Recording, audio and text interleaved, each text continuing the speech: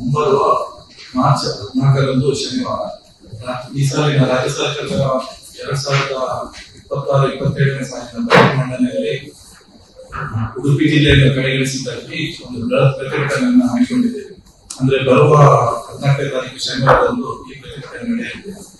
ಈ ಪ್ರತಿಭಟನೆ ಇದು ML ಆಫೀಸಿಂದ ಹೊರಟು ಪಾದಯಾತ್ರೆ ಮೂಲಕ ಸಿಟಿ ಬಸ್ ಸ್ಟ್ಯಾಂಡ್ ಆಗಿ ನಮ್ಮ ಆದರ್ಶ ಆಸ್ಪತ್ರೆಯ ಬದಿಯಲ್ಲಿರುವ ಖಾಲಿ ಜಾಗದಲ್ಲಿ ಸಮಾವೇಶಗೊಳ್ಳಲಿದೆ. ಈ ಪ್ರತಿಭಟನೆಯಲ್ಲಿ ನಮ್ಮ ರಾಜ್ಯ ಘಟಕ ಅಧ್ಯಕ್ಷರಾದ ಸುನೀಲ್ ಕುಮಾರ್ ಅವರು ಭಾಗವಹಿಸಲಿದ್ದಾರೆ. ಹಾಗೆ ಮುಂದಿನ ದಿನಗಳಲ್ಲಿ ಇನ್ನೊಂದು 3 ವಿಷಯದ ಬಗ್ಗೆ ನಾವು ಹೋರಾಟ ಮಾಡ್ಬೇಕಂತೇಳಿ ನಿರ್ಧಾರ ಮಾಡಿದ್ದೇವೆ. ಒಂದನೇದಾಗಿ ನಗರಾಭಿವೃದ್ಧಿ ಪ್ರಾಧಿಕಾರದ ಬಗ್ಗೆ, ಯಾಕಂದ್ರೆ ಈಗಾಗಲೇ ಏಕವಿನ್ಯಾಸ ಹಾಗೂ NOC ಬಗ್ಗೆ ಬಹಳಷ್ಟು ದೂರುಗಳು ಬರ್ತಾ ಇರುವುದರಿಂದ ಅದರ ಬಗ್ಗೆ ಒಂದು ಪ್ರತಿಭಟನೆಯನ್ನು, ದೊಡ್ಡ ಮಟ್ಟದ ಪ್ರತಿಭಟನೆಯನ್ನು ಹಮ್ಮಿಕೊಳ್ತಾ ಇದ್ದೇವೆ. ಹಾಗೆ ನಗರಸಭೆಯಲ್ಲಿ ನಡೆದ ತೆರಿಗೆ ವಂಚನೆ ಬಗ್ಗೆ, ಇದರ ಬಗ್ಗೆ ಈಗಾಗಲೇ ನಮ್ಮ ಜಿಲ್ಲಾಧಿಕಾರಿಗಳಿಗೆ ಮನವಿಯನ್ನು ಮಾಡಿದ್ದೇವೆ. ಜಿಲ್ಲಾಧಿಕಾರಿಗಳು ಇದಕ್ಕೆ ತನಿಖೆಗಾಗಿ ಹೊಸ ತಂಡವನ್ನು ರಚಿಸಿದೆ ಅಂತ ಹೇಳಿದ್ದಾರೆ. ಆದ್ರೆ ಇದುವರೆಗೆ ಯಾವುದೇ ತನಿಖೆ ಪ್ರಗತಿ ಕಾಣ್ತಾ ಇಲ್ಲ. ಹಾಗಾಗಿ ಸ್ವಲ್ಪ ದಿನಗಳ ತನಕ ಕಾದು ಮುಂದಿನ ನಿರ್ಧಾರವನ್ನು ಕೈಗೊಳ್ತೇವೆ. ಹಾಗೆ ಜಿಲ್ಲಾಸ್ಪತ್ರೆಯ ಬಗ್ಗೆ, ಜಿಲ್ಲಾಸ್ಪತ್ರೆಯಲ್ಲಿ ಕಳೆದ 3 ವರ್ಷಗಳಿಂದ ಅದರ ಕಂಪ್ಲೀಷನ್ ಆಗದೆ ನಿಮಗೆ ಗೊತ್ತಿದೆ. ಈಗಾಗಲೇ ನಮ್ಮ ಸ್ಕ್ಯಾನಿಂಗ್ ಮಿಷಿನ್ ಆಗಲಿ, ಡಯಾಲಿಸಿಸ್ ಮಿಷಿನ್ ಆಗಲಿ ಎಲ್ಲದಕ್ಕೂ ಸಮಸ್ಯೆಗಳು ಸರಮಾಲೆಯಲ್ಲಿ ಒಂದಾಗಿದೆ.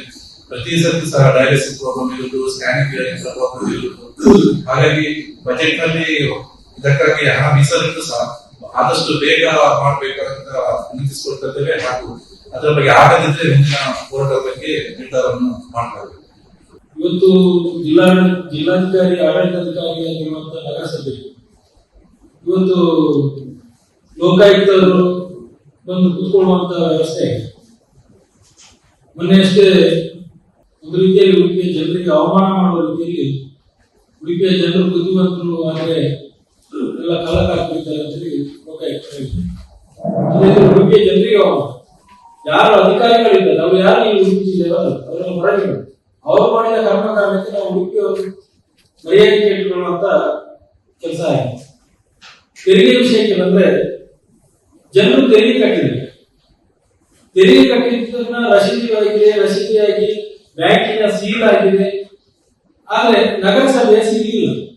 ನಾನು ಬ್ಯಾಂಕ್ ಅಧಿಕಾರಿಗಳನ್ನು ನಾನು ಬೆಟ್ಟು ಮಾಡ್ತೇನೆ, ಅದರ ಜೊತೆಗೆ ನಗರಸಭೆಯ ಅಧಿಕಾರಿಗಳನ್ನು ಕೂಡ ನಾನು ಬೆಟ್ಟು ಮಾಡಲಿಕ್ಕೆ ನಾನು ಇಚ್ಛಿಸ್ತೇನೆ. ಯಾಕಂತ ಹೇಳಿದ್ರೆ ಒಂದು ಮನೆ ಆಸ್ತಿ ತೆರಿಗೆ 1 ವರ್ಷ ಕಟ್ಟದಿದ್ರೆ ಮರು ವರ್ಷಕ್ಕೆ ಅದನ್ನು ಅವರಿಗೆ ನೋಟಿಸ್ ಹೋಗುವಂತ ಕೆಲಸ ಆಗ್ತದೆ.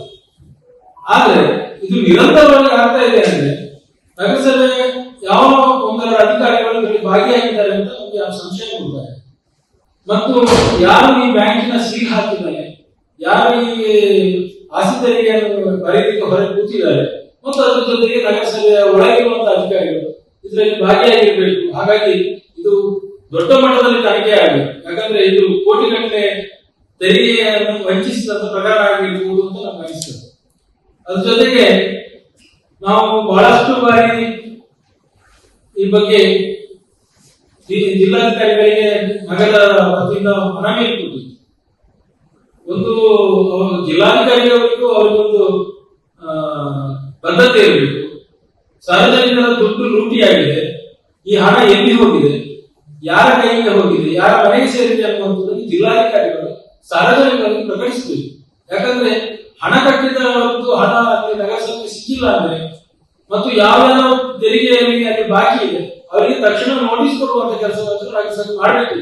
ಆ ನೋಟಿಸ್ ಹೋದ ಕೂಡಲೇ ಅವರು ಒಂದು ವೇಳೆ ಹಣ ಕಟ್ಟಿದ್ರೆ ಅವರ ರಸೀದಿಯನ್ನು ಇಟ್ಕೊಂಡು ನಗರಸಭೆಗೆ ಬಂದು ನಾವು ಕಟ್ಟಿದ್ದೇವೆ, ನಿಮ್ಮಲ್ಲಿ ಬಂದಿಲ್ಲ ಅಂತ ಹೇಳಿದ ನಂತರ ಅದ್ರ ಬಗ್ಗೆ ತನಿಖೆ ಮಾಡುವಂತ ವ್ಯವಸ್ಥೆ ಆಗಿದೆ.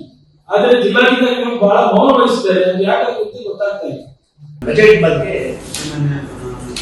ಸಿದ್ದರಾಮಯ್ಯ ಮಂಡಿಸಿದ ನಮ್ಮ ಕರಾವಳಿಯನ್ನು ಸಂಪೂರ್ಣ ಕಡೆಗಣಿಸಿದಂತೆ, ಕರಾವಳಿ ಜಿಲ್ಲೆಯನ್ನು ಸಂಪೂರ್ಣ ಹೊರಗಿಟ್ಟು ಜಿಲ್ಲೆಯ ನಿರಂತರ ಕಡೆಗಳನ್ನು ಮುಂದುವರಿಸುತ್ತಾರೆ. ಪ್ರಸ್ತುತ ಸಾಲಿನ ಬಜೆಟ್ನಲ್ಲಿ ಉಡುಪಿ ಜಿಲ್ಲೆಗೆ ಯಾವುದೇ ಅನುದಾನ ಕೊಟ್ಟಿಲ್ಲ. ಕರಾವಳಿ ಭಾಗದ ಜನರು ಆರೋಗ್ಯ, ಶಿಕ್ಷಣ, ಮೀನುಗಾರಿಕೆ, ಪ್ರವಾಸೋದ್ಯಮಕ್ಕೆ ಮೂಲಭೂತ ಸೌಕರ್ಯ ಅಭಿವೃದ್ಧಿಗೆ ಹೆಚ್ಚಿನ ಇಟ್ಟುಕೊಂಡಿದ್ದರು. ಈ ಬಾರಿ ಯಾವುದೇ ವಿಶೇಷ ಯೋಜನೆ ಇಲ್ಲ. ಕೆಲವೆಲ್ಲ ಯೋಜನೆ ಘೋಷಿಸಿದ್ದಾರೆ, ಯಾವುದು ಪರ್ಟಿಕ್ಯುಲರ್ ಯೋಜನೆ ಇಲ್ಲ. ಈಗ ಒಂದು ನೋಡಿ, ಕೊಳ್ಳೂರು ಪ್ರಾಧಿಕಾರ ರಚನೆ ಮಾಡ್ತೇವೆ ಅಂತ ಹೇಳಿದ್ದಾರೆ ಒಂದು ಕರಾವಳಿಗೆ, ಅದಕ್ಕೆ ಯಾವುದೇ ಅನುದಾನ ಇಲ್ಲ. ಪ್ರಾಧಿಕಾರ ಇವರು ಆಲ್ರೆಡಿ ಜಿಲ್ಲಾ ಪ್ರಾಧಿಕಾರ ಮಾಡಿ 3 ವರ್ಷಕ್ಕೆ 1 ರೂಪಾಯಿ ಕೊಟ್ಟಿದೆ. ಅದೇ ರೀತಿ ದೇವಸ್ಥಾನಕ್ಕೆ ಅದೇ ಯಾವುದೇ ಒಂದು ನಿಗದಿತ ಅಮೌಂಟ್ ಇಟ್ಟಿಲ್ಲ. ಕರಾವಳಿ ಅಭಿವೃದ್ಧಿ ಪ್ರವಾಸೋದ್ಯಮ ಅಭಿವೃದ್ಧಿ ಯೋಜನೆಯನ್ನು ನಿರ್ಧಾರ ಮಾಡಿದ್ದಾರೆ, ಅದಕ್ಕೆ ಯಾವುದೇ ನಿಗದಿತ ಫಂಡ್ ಇಲ್ಲ.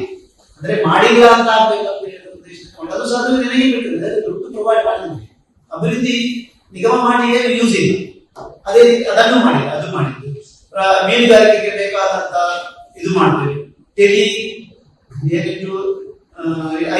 ಟೆಲಿ ಇದನ್ನು ಸರ್ವಿಸ್ ಮಾಡ್ತೇವೆ ಅಂತ ಹೇಳಿದ್ದಾರೆ. ವಿಮಾನ ಮೂಲಕ ಹೋಗುವಂತದ ಪ್ರವಾಸೋದ್ಯಮ ಅಭಿವೃದ್ಧಿ ಯಾವುದೇ ನಿಗದಿತ ಹಣ ಇರಲಿಲ್ಲ.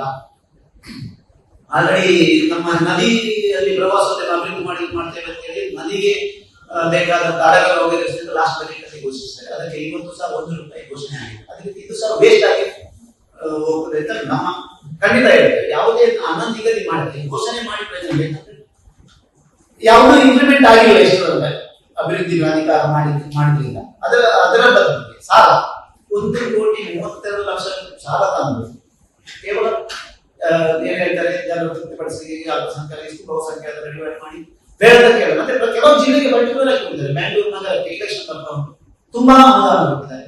ಅವರದ್ದು ಉತ್ತರ ಕನ್ನಡ ಕಲಬುರಗಿ ಎಲ್ಲದಕ್ಕೂ ಕೊಟ್ಟಿದ್ದಾರೆ. ಆದ್ರೆ ಉಡುಪಿಗೆ ಪರ್ಟಿಕ್ಯುಲರ್ ಆಗಿ 1 ರೂಪಾಯಿಯನ್ನು ಇಡುವಂತ ಯೋಜನೆ ಮಾಡಿಲ್ಲ.